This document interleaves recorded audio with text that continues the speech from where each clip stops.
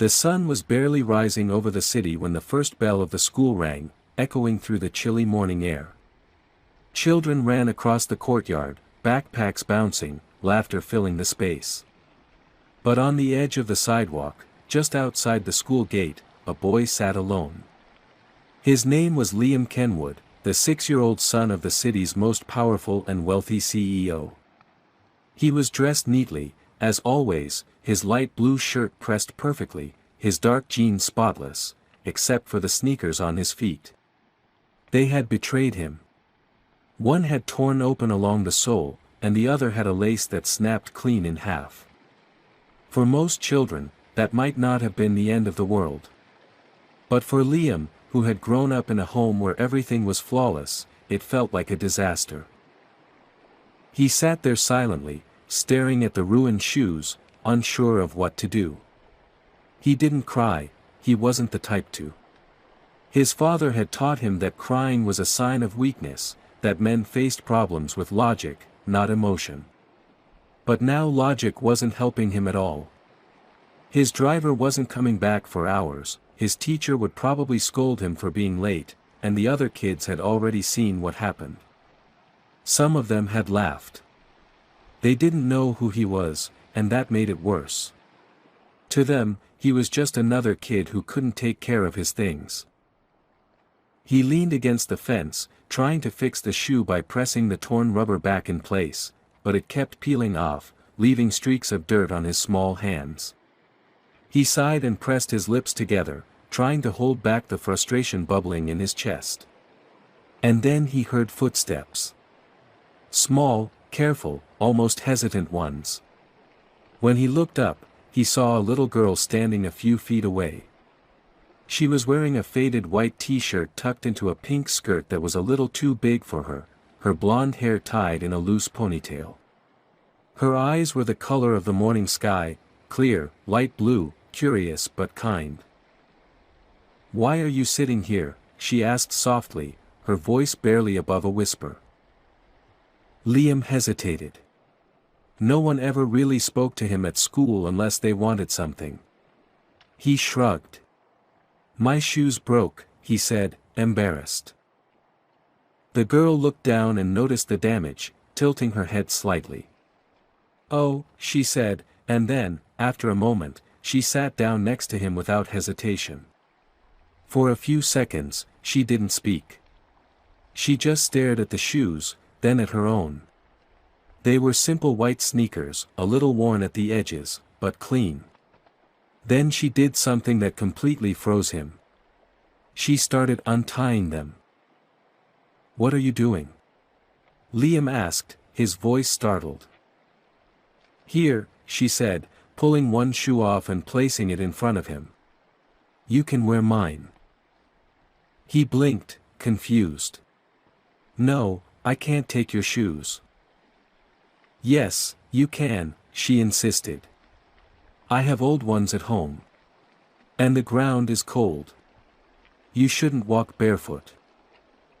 Liam looked at her as if she were from another world. Nobody had ever offered him something like that. People gave him things all the time, gifts, praise, attention, but never out of kindness, never without expecting something in return. This was different. This was real. "Thank you," he said finally, his voice trembling just a little. The girl smiled. "My name's Lily," she said cheerfully. "Now you're not alone." He looked down at the sneakers she had given him and carefully slipped one on. It was slightly big but soft inside, and the warmth from her feet still lingered. He didn't know what to say, so he just looked at her again, memorizing her face, the small nose dusted with freckles, the way her hair caught the light, the way she didn't seem to care that she was sitting in the dirt. For a moment, the world around them disappeared. It didn't matter that he was a millionaire's son or that she probably came from a family that didn't have much. There were no differences, no distances, just two children sitting on a cold sidewalk, sharing a strange, wordless connection. From across the yard, the sound of laughter carried over again, the boys still teasing someone else now. But for the first time, Liam didn't care. He looked at Lily, who was now tying the other shoe for him, and realized that she wasn't laughing at anyone. She wasn't trying to impress anyone. She was simply helping. When she finished, she looked up and smiled again. "See? Better," she said proudly. He nodded. "Yeah. Better." The bell rang again, signaling the start of class. Lily stood, brushing the dust off her skirt, and began to walk toward the gate barefoot. Liam hesitated for a second, then pulled off one of his old shoes, the one that wasn't completely torn, and handed it to her. "Wait," he said. "Then we both have one pair." Lily looked at him in surprise, then laughed, a bright, musical sound that made something tighten in his chest. "Okay," she said. As they walked through the gate together, side by side, the morning sun broke through the clouds, and for the first time in his young life, Liam felt something he didn't understand yet: gratitude. Not for the sneakers, but for the feeling that someone saw him not as a rich boy, not as the son of a CEO, but simply as a kid who needed a friend. The next morning began like any other, but something inside Liam felt different. The world seemed a little louder, a little more alive, and yet heavier too, as if he was carrying a secret no one else could understand. When his driver pulled the car up to the school gates, Liam hesitated before stepping out. The thought of seeing Lily again made his heart beat faster, though he didn't know why. He glanced at his reflection in the car window and saw the same neat uniform, the same polished shoes, new ones, of course, since his father had already replaced the torn pair overnight. But it didn't feel the same. The perfect white sneakers didn't feel earned, they didn't hold the warmth that Lily's shoes had. He stepped out of the car and looked around. Children ran past him, their backpacks swinging, laughter echoing in the crisp morning air. He spotted her almost immediately. Lily was at the far end of the courtyard, sitting on the low wall that bordered the playground, her bare feet swinging back and forth. She was humming something softly, her blonde hair catching the morning light like strands of gold. She didn't notice him at first, and for a moment he just stood there watching her, unsure how to approach. No one else seemed to pay her any attention, she was just another poor girl to them, invisible. He took a deep breath and walked over, his new sneakers crunching lightly on the gravel. "Hey," he said awkwardly. She looked up, her blue eyes lighting up immediately. "Hi," she replied, smiling. "You got new shoes?" "Yeah," he said, glancing down at them. "My dad bought them last night." She nodded but didn't say anything. There was no jealousy in her expression, no envy, just quiet understanding. Then she asked, "Did you like mine?" He smiled faintly. "They were the best shoes I ever had." She laughed, the sound small and bright. "They were too big for you." "Maybe," he said, shrugging. "But they worked." He hesitated before adding, "You shouldn't be walking without shoes. Doesn't it hurt?" Lily shook her head. "I'm used to it. My mom says sometimes life makes your feet tough before it gives you soft ground to walk on." Her words stuck in his mind, strange and beautiful in a way he couldn't explain. For someone so small, she talked like she'd already learned lessons he hadn't even begun to understand. The school bell rang, and children began filing into the building. Liam and Lily walked together toward their classroom, side by side. The other kids whispered when they saw them. A few pointed at Lily's bare feet and snickered, but she didn't flinch. Liam, however, felt his stomach twist with anger. When one boy muttered something cruel under his breath, Liam turned and glared at him with a sharpness that silenced the laughter immediately. During class, Liam found it hard to concentrate. He kept thinking about the small act of kindness from the day before, about how something so simple could feel so important.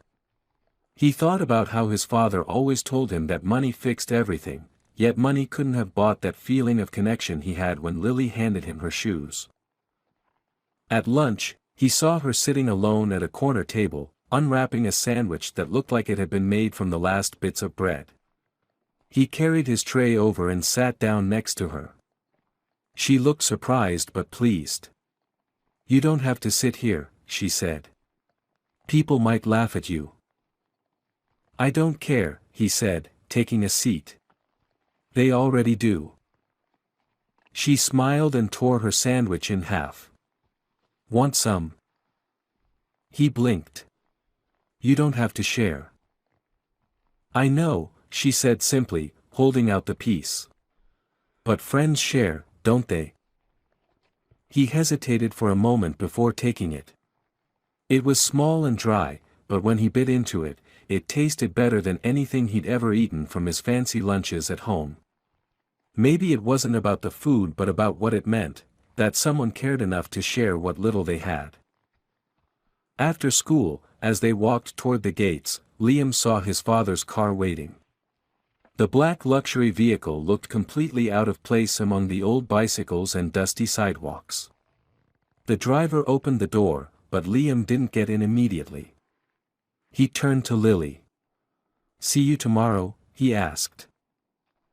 "Maybe," she said with a smile. "If my mom lets me come." He wanted to ask what she meant, but before he could, the driver called his name impatiently. Liam climbed into the car and turned to look out the window. She was still there, waving, her small hand bright against the gray street. When he got home that evening, he walked into the grand dining room where his father was seated, talking on the phone. The table was covered with polished silverware and expensive food, but Liam wasn't hungry. His father ended the call and looked up. "Rough day?" he asked. Liam shrugged. "No. Just different." Aaron studied his son carefully. "You seem quiet. Did something happen?" "Someone helped me yesterday," Liam said after a pause. "She gave me her shoes." His father frowned, confused. "Why would anyone do that?" "Because she's kind," Liam replied. "She didn't even know me." Aaron leaned back, silent for a moment. "Kindness doesn't pay the bills, son," he said finally. Liam looked down at his plate, his voice soft but firm. "Maybe it does, just not in money." Aaron didn't know how to respond. He watched his son, realizing there was something new in his eyes, something deeper, wiser. After dinner, when Liam went upstairs, Aaron sat alone in the quiet room, thinking about the words that shouldn't have come from a child but somehow made him feel small. Meanwhile, in a small apartment across town, Lily sat by the window with her mother. They had a single candle burning, the only light in the room. Her mother coughed softly and asked, "Did you make a friend today?" Lily nodded. "Yes, Mama. A boy with sad eyes." Her mother smiled faintly and brushed her daughter's hair back. "Then you did a good thing. People with sad eyes need friends the most." That night, as both children fell asleep under different roofs, one on a soft bed and one on a worn-out couch, they dreamed of the same thing, a world where kindness could make you rich and loneliness could finally fade away. The next few days passed quietly, but something had changed in both of their lives. For Liam, mornings no longer began with the same dull routine of breakfast served by house staff and the silent drive to school. Now, he found himself glancing out the window as the car pulled up to the gates, searching for a flash of blonde hair and the light laughter that seemed to carry even through the noise of the playground. For Lily, school felt less like a place she had to survive and more like somewhere she could belong. She had never had a friend who looked at her without pity or judgment, and now she found herself smiling more often, even when she didn't have much reason to.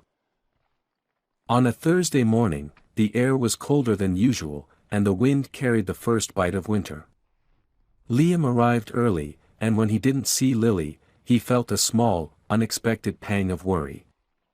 He waited near the same spot they had first met, his backpack still hanging off one shoulder, scanning the schoolyard for her small figure. When she finally appeared, he noticed right away that something was wrong.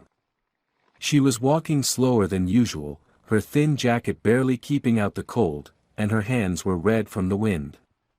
But what caught his attention most was that she wasn't wearing shoes at all. He ran up to her immediately. "Lily, what happened?" he asked, concern clear in his voice. She gave him a faint smile, trying to sound casual. "It's okay. My mom said she'd fix my old shoes soon. I just didn't want to miss school." Liam frowned. "You shouldn't walk like that. It's freezing." She shrugged, as if it didn't matter. "I've been colder before." The words hit him like a stone. He looked down at her feet, small and pink from the cold ground, and something in him twisted painfully. He had always believed, without even realizing it, that the world was fair, that people who worked hard or were good always had what they needed. But now, standing in front of Lily, that illusion shattered completely. At recess, while the other children played tag and tossed snow that had started to gather on the grass, Liam and Lily sat under the old oak tree by the fence. He had given her his scarf, wrapping it around her shoulders despite her protests. "You're going to get sick," he said, his voice almost stern for a 6-year-old. "I won't," she replied. "You sound like my mom." "That's a good thing," he said, and for the first time, she laughed, not her usual soft giggle, but a loud, unrestrained laugh that made her eyes shine. She told him about her mother then. About how they used to live somewhere else, before her mom got sick and lost her job. About the nights when they couldn't afford heat and she would pretend they were camping under the stars. She told him about how her mom said that being poor didn't mean you couldn't be rich in kindness. Liam listened without interrupting, trying to imagine what it must be like, but the more she spoke, the harder it became. He wanted to help. He wanted to fix it, the way his father fixed everything, with money, with power, with a phone call. But he knew Lily wouldn't want that. She wasn't the kind of person who asked for help. She gave it instead, even when she had nothing left to give. When he got home that evening, he couldn't stop thinking about her bare feet on the frozen ground. The image haunted him as he sat at the dinner table, staring at his untouched plate. His father noticed. "Liam, what's wrong?" Aaron asked, putting down his fork. "Nothing," Liam said quickly, though his voice betrayed him. Aaron studied him for a moment. "Is it that girl again?" Liam looked up, surprised. "How did you know?" "You've been talking about her for days," his father said, leaning back in his chair. "Lily, right? The one who gave you her shoes." Liam nodded. "She doesn't have any now. She came to school barefoot." Aaron frowned. "That's unfortunate. But it's not something you can fix, son. Her family needs to help her." "But what if they can't?" Liam's voice rose slightly. "She didn't even complain. She just came to school like that. She's kind, Dad. She helps everyone, even when she doesn't have anything herself. Shouldn't someone help her too?" Aaron sighed and rubbed his temples. "You're a good boy, Liam, but the world doesn't work that way. You can't save everyone." Liam stared down at his plate again, frustration boiling quietly inside him. "Then maybe the world should work that way," he whispered, but his father didn't hear. That night, while Aaron stayed late at his office, Liam snuck into the large walk-in closet where his father kept dozens of neatly stacked boxes, shoes, jackets, and suits from every luxury brand imaginable. He found a pair of soft white sneakers that looked just Lily's size and placed them carefully into his backpack. The next morning, he left the house before his driver could arrive, walking all the way to school on his own for the first time. When he reached the schoolyard, Lily was already there, sitting on the same bench, her toes curled under her skirt for warmth. He walked up to her, his breath visible in the cold air. "Close your eyes," he said. She frowned. "Why?" "Just trust me." She did.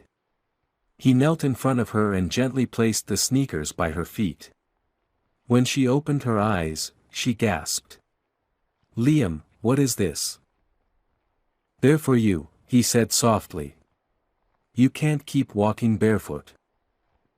"I can't take these," she said immediately, shaking her head. "They look expensive." "They're not," he lied. "Please. Just wear them. For me." For a moment, she hesitated, then finally slipped them on. They fit perfectly. She looked at him with tears glistening in her eyes and whispered, "Thank you."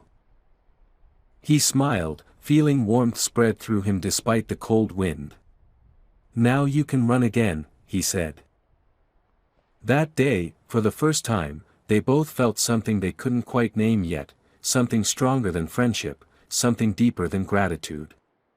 It was a bond built not on wealth or need, but on a quiet understanding that sometimes, the smallest acts of kindness could rebuild an entire world.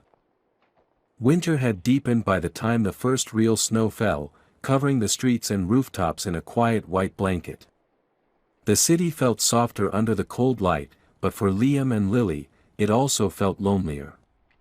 School days grew shorter, but their friendship grew stronger, woven out of small conversations, shared lunches, and moments when neither of them had to pretend to be anything other than who they were. To everyone else, they were just two kids sitting together during recess, laughing about nothing, whispering secrets, and building invisible castles in their heads. But to Liam, Lily was no longer just a friend, she was a part of the world that made sense to him, a part that felt more real than anything money could ever buy. One afternoon, after school, the snow started coming down heavier than usual, swirling around like white dust. The teachers rushed the children out early, telling them to get home before the roads froze. Liam's driver was waiting at the gate as usual, but when he looked around, he saw Lily walking in the opposite direction, her small figure almost lost in the falling snow. He called her name, running after her. "Lily! Wait!" She turned, her cheeks red from the cold, a small smile on her face. "You'll get in trouble if you stay out too long," she said, brushing snowflakes off her hair. "Go home before your dad worries." "I'm not leaving you," he said firmly. "Where are you going?" "It's freezing." She hesitated before answering, glancing at the ground. "Home," she murmured. "My mom's not feeling good, and I need to get medicine before the pharmacy closes." Liam frowned. "You're walking all the way there?" She nodded. "The buses stopped running because of the snow. But I'll be okay." He looked back at the sleek black car waiting for him, the driver checking his watch impatiently, then at the girl standing in the snow, her jacket thin and her hands trembling. He made a decision before he could even think. "Come with me," he said. "We'll go together. My driver can take us." Her eyes widened in shock. "I can't get in your car. What if your dad finds out?" "I'll tell him I needed to help a friend," Liam said simply. "He won't be mad." She didn't move, torn between gratitude and fear. "Are you sure?" "Yes," he said, holding out his hand. "Please." Finally, she nodded and followed him. The driver raised an eyebrow when Liam opened the door for her, but said nothing. They sat together in the back seat, the warmth of the car wrapping around them like a blanket. For the first few minutes, neither of them spoke. Then Lily looked out the window and whispered, "It's so warm in here. It smells nice."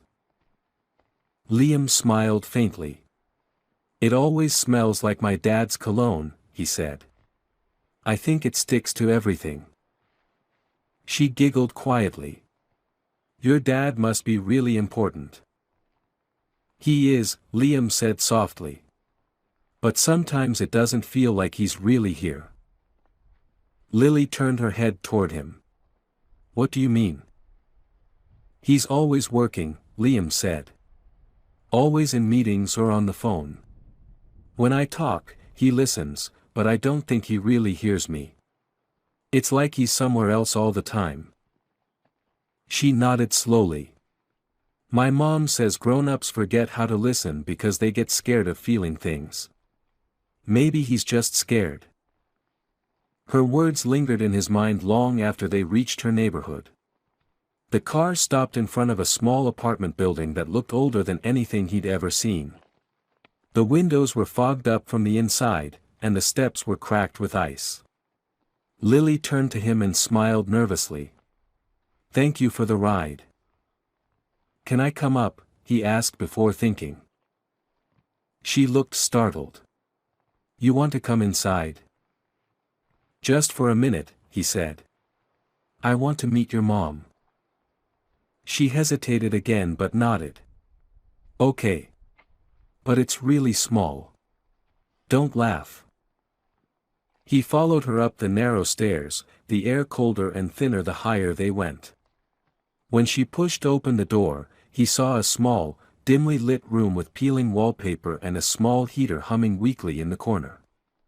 On the couch lay a woman, pale and fragile, her face beautiful in a way that reminded him of Lily. She opened her eyes slowly and smiled when she saw them. "Mom, this is my friend Liam," Lily said softly, setting her backpack down. "He helped me get home." The woman struggled to sit up. "Hello, Liam," she said, her voice weak but warm. "Thank you for looking after my little girl." He shook his head. "She's the one who helps me," he said quietly. The woman's eyes softened. "You must be from a good family." He didn't know how to respond to that. His family had everything, but in that small apartment, surrounded by warmth that didn't come from money, he felt something he had never experienced before, a sense of belonging. He looked around at the mismatched furniture, the smell of tea, the faint sound of the wind outside, and realized that this place, for all its imperfections, felt more like a home than his mansion ever had. When Lily's mother started coughing, Liam stepped closer, his small hands fidgeting. "Does she need a doctor?" he asked, alarmed. "She'll be okay," Lily said softly, though her eyes betrayed worry. "We just need medicine." He reached into his pocket and pulled out a small wad of money, his allowance, more than enough to buy what she needed. "Can I give you this?" Lily's eyes widened. "Liam, no. I can't take your money." "It's not charity," he said. "It's friendship." For a long moment, she stared at him, torn between pride and gratitude. Finally, she nodded, her eyes glistening. "Okay," she whispered. When he left that night, snow was falling heavier than before. He waved goodbye from the doorway, promising to see her at school the next day. But as the car drove away, he couldn't stop thinking about her mother's pale face and Lily's brave little smile. When he got home, his father was waiting in the living room, arms crossed. "You were gone longer than usual," Aaron said. "Where were you?"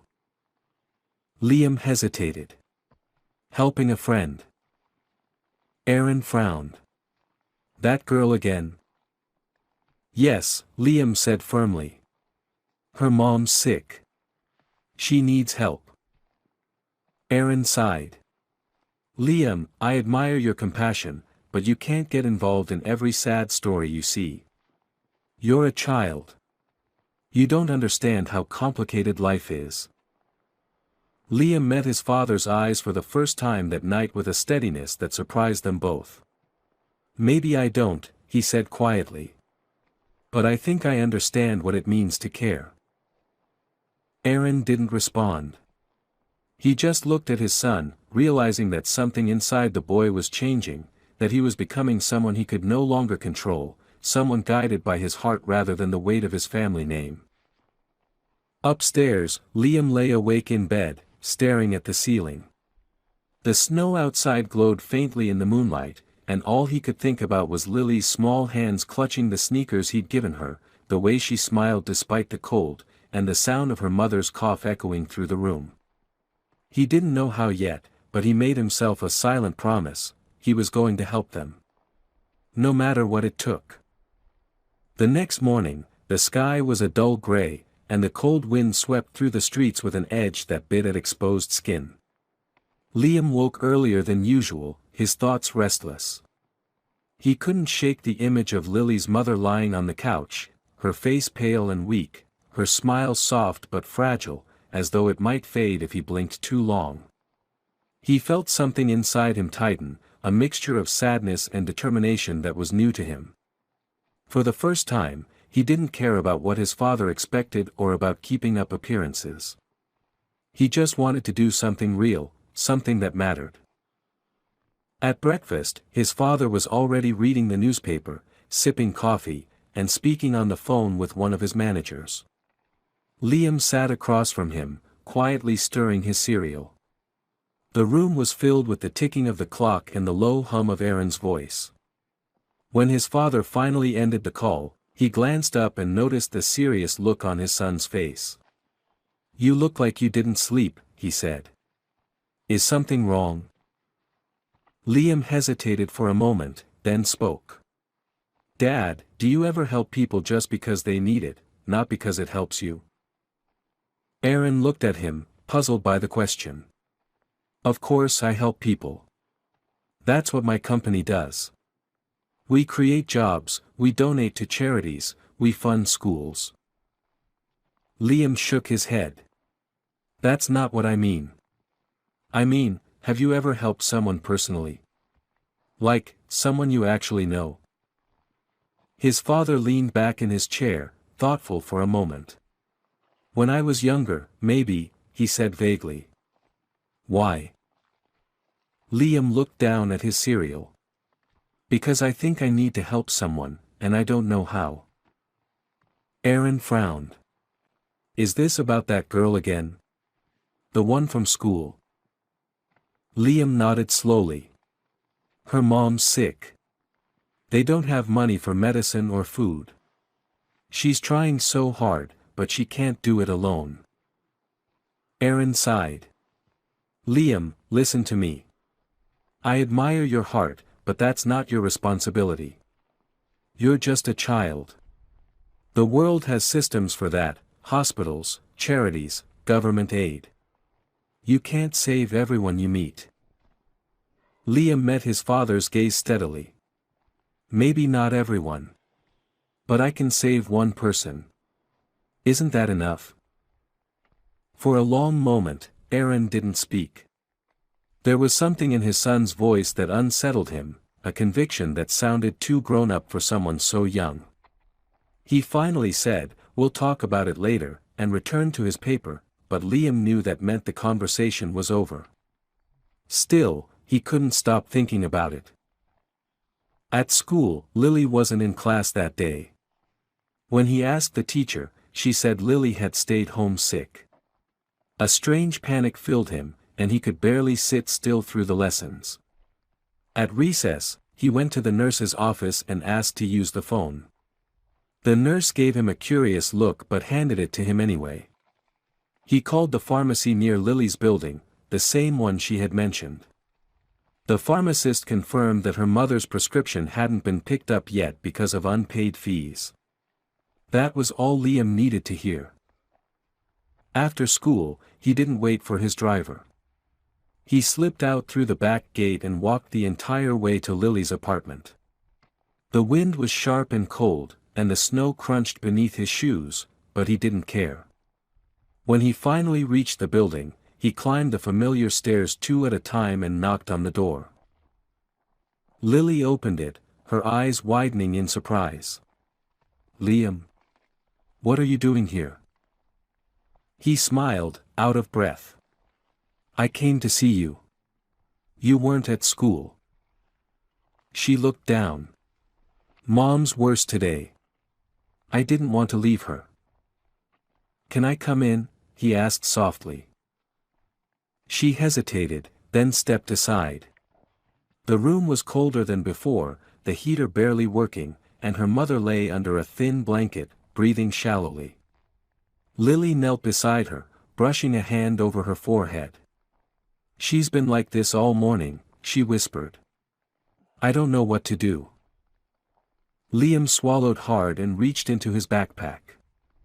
He pulled out a small paper bag and placed it on the table. "I went to the pharmacy," he said quietly. "They said she needed this." Lily stared at the bag, then back at him. "You bought it?" He nodded. "I used the money I had left from my allowance. I can get more if we need it." Tears filled her eyes as she whispered, "Liam, you didn't have to." "Yes, I did," he interrupted. "You helped me when no one else did. Now it's my turn." She looked at him for a long moment, her small hands trembling. "You're going to get in trouble with your dad." He smiled faintly. "Probably." That evening, Lily's mother began to recover slowly. The color returned to her cheeks, and her breathing eased. She woke up for a few minutes and looked at Liam with tired but grateful eyes. "You must be the boy my daughter talks about," she said softly. Liam nodded shyly. "I just wanted to help." The woman reached out and squeezed his hand. "You remind me of someone I used to know a long time ago," she whispered. When it was time for him to leave, Lily walked him to the door. Snow was falling again, gentle and quiet, and the air smelled of cold iron and smoke from the chimneys. "Thank you," she said softly. "You don't know what this means." He turned to her and said, "Someday, when you're older, you can help someone too. Then it'll all keep going." She smiled through her tears. "I promise I will." But when he got home, his father was waiting in the living room again, this time with a tighter expression. "The pharmacy called me," Aaron said evenly. "They said a boy matching your description came in today and bought medicine on my account. Care to explain?" Liam froze. He hadn't realized the pharmacist had traced the purchase back to his father's name. "Dad, Aaron held up a hand. "Don't lie. I know it was you." Liam looked at the floor. "She needed help. I couldn't just walk away." Aaron's tone softened, but his face remained stern. "You can't keep doing this. You're not responsible for other people's lives. You don't understand how complicated things are." Liam looked up, his voice trembling but steady. "Maybe you're right. But you don't understand how simple it can be either. She's my friend. And she was hurting. That's all I needed to know." Aaron opened his mouth to argue but stopped. Something in his son's eyes made him hesitate, the same kind of strength and compassion that he himself had lost years ago, buried under ambition and fear. Without another word, he turned away, leaving Liam standing there in silence. That night, Aaron sat alone in his office, staring at the photo on his desk of Liam as a baby in his late wife's arms. He realized then that the boy he was raising had more of her heart than his own. And for the first time in years, he wondered if maybe, just maybe, his son was right, that some things really were as simple as choosing to care. A week passed after that confrontation, but the silence in the mansion felt heavier than ever.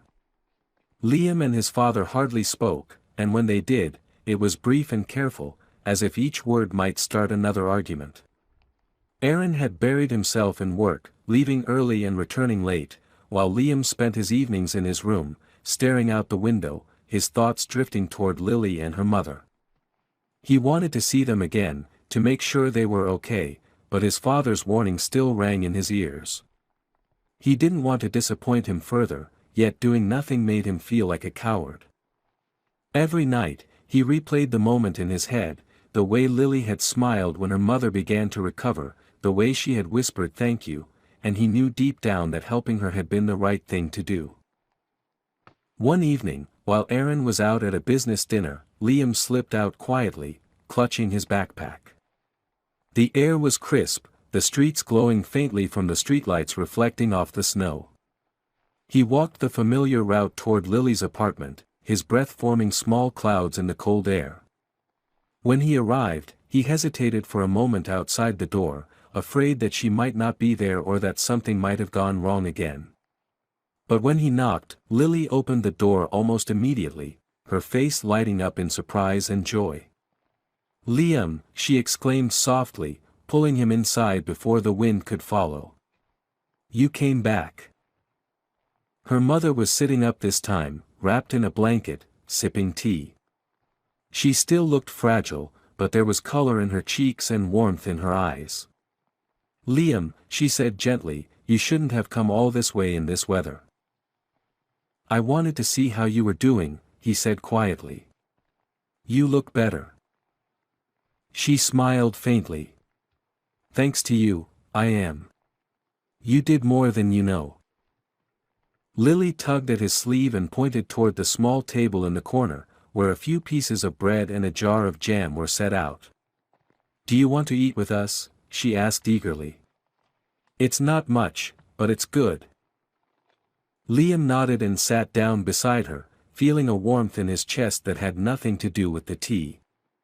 They ate together, laughing quietly, and for a little while, he forgot about everything else, his father's disapproval, the huge empty house, the cold silence that waited for him there. In that tiny apartment with peeling wallpaper and a flickering lamp, he felt more at peace than he ever had before. When he finally stood to leave, Lily's mother stopped him. "Liam," she said softly, "you're a kind boy. But you must be careful. The world doesn't always understand kindness." He nodded, unsure what to say, but her words lingered in his mind long after he stepped back into the snowy street. When he got home, he found Aaron waiting for him again, standing by the staircase, his expression unreadable. "Where were you?" he asked, though his tone was quieter this time. Liam hesitated, but then said honestly, "With Lily. I had to see if her mom was okay." Aaron closed his eyes for a moment, taking a deep breath. "You disobeyed me again."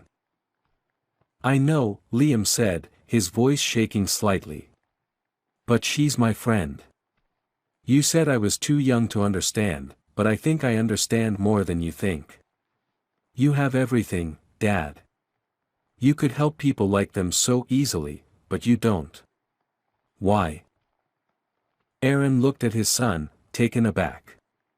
"You think it's that simple? Isn't it?" Liam asked.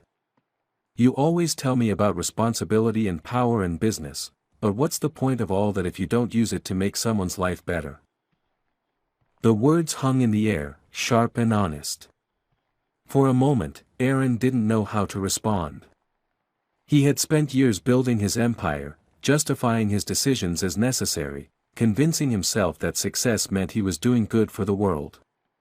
But now, looking at his son, the same boy who had risked his father's anger just to help a sick woman and her daughter, he felt something shift inside him. He rubbed his temples and finally said, "Go to bed, Liam. We'll talk tomorrow." But Liam didn't move. "You always say that," he whispered. "And then you never do." Aaron froze. The truth of that simple statement hit him harder than he expected. That night, after Liam had gone to bed, Aaron sat alone in his study, the house completely silent.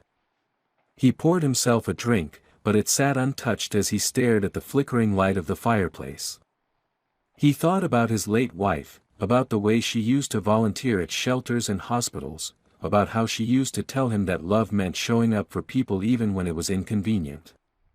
He had loved her deeply, but when she died, something inside him had shut down. He had thrown himself into work, building walls out of success and luxury, pretending that it was enough.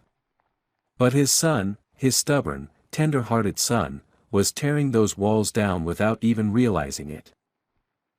The next morning, Aaron drove Liam to school himself. The silence in the car was different this time, less cold, more thoughtful. As they pulled up to the gate, Aaron finally said, "What's her mother's name?"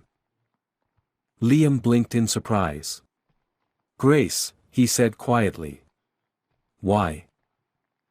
Aaron looked straight ahead, his hands tightening on the steering wheel. "Because I think it's time I met her." Liam's heart leapt. "You mean it?" Aaron nodded. "Yes. I owe her daughter that much." That evening, after work, Aaron parked his car outside the same small apartment building his son had described. He hesitated before knocking, unsure of what to say, but when the door opened and he saw Grace sitting on the couch and Lily smiling shyly from behind her, the words came naturally. "You must be Grace," he said gently. "I'm Aaron. Liam's father." Grace smiled faintly. "He's told me about you. Please, come in." The apartment was exactly as Liam had described it, small, old, but full of warmth. Aaron sat down awkwardly at first, unsure how to behave in a place so different from his world of glass towers and polished marble floors. But as they spoke, he began to relax. Grace's kindness was quiet but strong, and her eyes held a wisdom that humbled him. At one point, Lily climbed onto her mother's lap and said, "Mr. Aaron, did you know your son is my best friend?" Aaron smiled, something genuine and rare flickering across his face. "I think he's a pretty lucky boy to have you as his friend." Grace looked at him for a long moment and said softly, "He has a good heart. You must be proud." Aaron hesitated, his throat tightening. "I am," he said finally. "More than he knows." As he left that night, walking back to his car under the pale winter moon, Aaron realized something had changed, not just in how he saw his son, but in how he saw the world. The empire he had built suddenly felt smaller, less important than the simple act of kindness that had brought them all together. And for the first time in years, he felt something he hadn't felt in a long time, hope. The days that followed felt different, as though the air around all of them had shifted into something gentler and warmer. For the first time, Aaron began visiting Grace and Lily regularly, sometimes bringing groceries, sometimes just sitting down to talk. He didn't make grand gestures or speak like a businessman, he spoke like a man rediscovering what it meant to care. Liam came along whenever he could, and each visit made him feel prouder of his father, who no longer seemed like the distant figure living behind meetings and schedules but like someone real, someone human. Grace, though still recovering, was beginning to regain her strength. The color returned to her face, and her laughter, soft and warm, filled the small apartment. Lily couldn't stop smiling when Liam came over. The two would draw together at the kitchen table, or read, or play silly games while the adults talked. The apartment that had once felt dim and tired now seemed alive again. One evening, while snow drifted softly outside, Aaron stayed later than usual. Grace was sitting by the window with a blanket over her legs, a cup of tea in her hands. "You don't have to keep coming here," she said with a gentle smile. "You've done more than enough already." But Aaron shook his head. "No," he said quietly. "I haven't done nearly enough. I've spent too many years pretending to be a good man just because I was successful. It took a 5-year-old girl and my son to remind me what real goodness looks like." Grace looked at him, her eyes thoughtful. "You're a better man than you think," she said softly. "Sometimes it takes losing your way to understand what matters." He didn't answer right away. Instead, he watched the way the snow fell against the window, the quiet hush of the night pressing around them like a secret.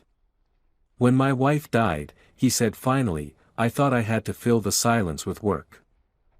I thought if I built enough, earned enough, I could outrun the grief. But it only made me smaller inside." Grace didn't speak, but the compassion in her eyes said more than words ever could.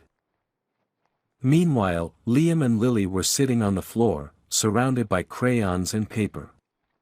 Lily had drawn a picture of her mom, Liam, and Aaron all together. When Liam looked at it, he laughed. "That's supposed to be my dad?" he asked, pointing at a stick figure with hair sticking up. Lily nodded proudly. "He looks friendly now," she said simply. Liam smiled. "Yeah, I think he really is." That night, when Aaron and Liam returned home, something had changed between them. As they walked through the front door, Aaron looked around the grand, silent house that once felt like a trophy of his achievements. Now, it felt hollow. "Liam," he said after a pause, "how would you feel if I tried to do more? Not just for Grace and Lily, but for people like them." Liam blinked in surprise. "Like what?" he asked. Aaron thought for a moment. "A program, maybe. A foundation to help families who've fallen on hard times. Your friend's family isn't the only one. There are hundreds, thousands of them." Liam's eyes widened, excitement sparking behind the blue. "Really? You do that?" Aaron smiled faintly. "You gave me the idea." Over the next few weeks, the plan began to take shape. Aaron held meetings with his team, not to discuss profits or acquisitions, but to talk about funding shelters, job programs, and healthcare aid. His employees were surprised by the sudden shift, but many found themselves inspired by it. For the first time in years, Aaron's company wasn't just a symbol of wealth, it was becoming a symbol of hope. And at the heart of it all was a story that no one outside their small circle knew, the story of a boy, a girl, and a quiet act of kindness that had changed everything. As winter slowly turned to spring, Grace began to walk again without help, her strength returning day by day. One morning, when Liam and Aaron visited, she greeted them at the door with a wide smile. "I have news," she said. "I got a job. It's part-time, but it's something. I'm going to be working at the library downtown." Aaron's face lit up. "That's wonderful," he said sincerely. "You deserve that." Lily ran up to Liam and grabbed his hand, dragging him toward the window. "Look," she said excitedly. "The snow's melting. That means it's almost my birthday." He grinned. "How old are you going to be?" She held up 6 fingers proudly. 6. "Mom says we'll make a cake, but only if we can find enough sugar." Later that week, Aaron arrived with a small box. Inside was a birthday cake, perfectly decorated with yellow frosting and blue flowers. "For the birthday girl," he said as he handed it to Lily, who gasped in delight. "It's so pretty," she said, her voice trembling with joy. "Thank you." They all gathered around the tiny table, laughing and talking as Lily blew out her candles, her eyes sparkling brighter than the flames. As the evening drew to a close, Grace walked Aaron to the door. "You've done so much for us," she said softly. "I don't even know how to thank you." He shook his head. "You don't owe me anything," he said quietly. "Your daughter gave my son something I couldn't give him, a reason to feel. I should be thanking you." She smiled, and for a brief moment, their eyes met in an understanding that didn't need words. They were two people who had both known loss, both found light again through the same small, miraculous connection. When Aaron and Liam got home that night, Liam hugged his father tightly before running upstairs. Aaron stood in the entryway for a long time, looking at the family photos on the wall, and for the first time in years, he didn't feel like something was missing. He sat down at his desk and began to write, not a business plan, not a deal proposal, but a letter, to his late wife. He told her about their son, about Grace and Lily, about how life had found its way back into their home. He wrote that maybe, just maybe, the love she left behind had finally done what he couldn't, it had healed them.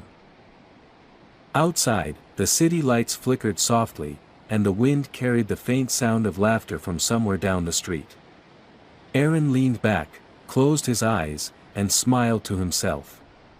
Tomorrow would be another day full of work, full of plans and challenges, but for the first time in his life, he knew exactly why he was doing it.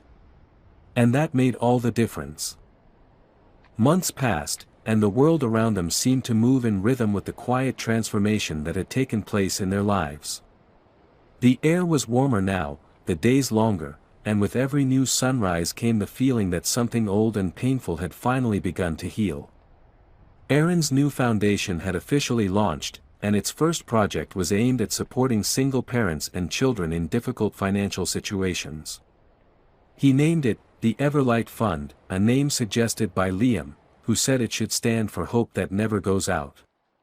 The press was full of praise, business partners called it revolutionary, and people began to see Aaron not just as a ruthless CEO but as a man with a cause. Yet for him, the real success wasn't in the headlines or the applause. It was in the small apartment where Grace and Lily lived, in the laughter that now filled those walls, in the boy his son had become. Liam had grown more confident, his shyness replaced by quiet purpose. At school, teachers noticed how much he had changed. He still spent time with Lily whenever he could, helping her with homework, playing in the park, or just sitting by the river talking about everything and nothing. Their bond was something rare, something that didn't need to be explained. It was made of shared struggles and the understanding that even the smallest kindness could change a life. One afternoon after school, Liam found Lily sitting under a tree, her sketchbook on her knees. She was drawing again, this time a picture of a tall building with people smiling outside it. "What's that?" he asked, sitting beside her. She looked up and grinned. "That's your dad's foundation. I wanted to draw everyone it helps." He smiled, moved by how pure her heart was. "It's beautiful," he said softly. "You're going to be an artist one day." Lily shook her head. "No," she said. "I want to help people, like you and your dad do. Maybe I'll work there when I grow up." Liam laughed. "Then we'll work together." At home, Aaron watched his son closely, noticing the way his eyes lit up when he spoke about his friend or the projects they were helping with. He saw so much of his late wife in him, the same warmth, the same belief that love wasn't something you talked about, but something you did. For the first time, he felt proud not of what he had built, but of who his son was becoming. Late one evening, as the city outside shimmered with lights, Aaron received a phone call that would change everything. Grace had been taken to the hospital, she had collapsed at work. Without hesitation, he grabbed his keys and drove through the night, Liam sitting silently in the passenger seat, clutching his seatbelt tightly. The drive felt endless, every red light a punishment, every second stretching longer than it should. When they arrived, Lily was sitting in the waiting room, her eyes red from crying. The moment she saw them, she ran straight into Liam's arms, sobbing. They said